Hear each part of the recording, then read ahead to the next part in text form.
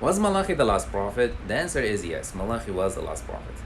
Talmud Yuma 9b and Sanhedrin 11a do state very clearly that after the last prophet, Haggai, Zechariah, and Malachi died, the divine spirit of prophetic revelation departed from the Jewish people.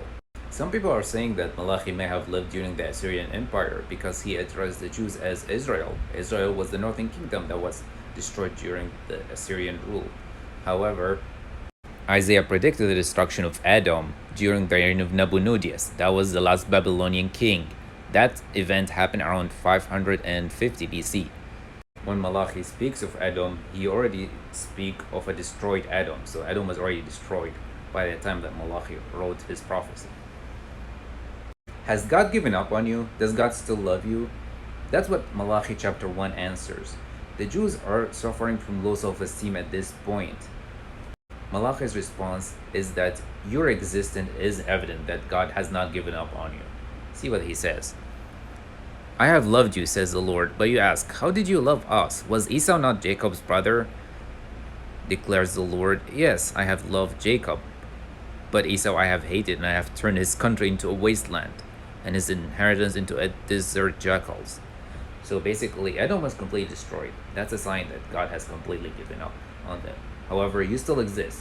That means there's still hope for you. Malachi is written in the style of question and answer. This doesn't imply that Malachi is having a public debate where people are asking him questions and he's answering. It's just a rhetorical device that Malachi is using to convey the public sentiment here. Malachi is addressing low self-esteem. Sometimes we don't know if God values us or not. Sometimes we see people who are disobedient and being rewarded. That's what he's talking about in chapter 2. You have worried the Lord. How have you worried him? By saying, all who do evil are good in the eyes of the Lord, and he is pleased with him. So that's what Malachi is responding. Some people are disobedient, however they are rewarded. However, people who are faithful are basically suffering. So what is the reason for that? The reason for that is that they were breaking God's covenant with them by withholding tithe, not giving charity, and by not doing social justice, and by offering bad sacrifices. In chapter 3, he says he will be sending his judge soon, that is Elijah, and he will establish judgment.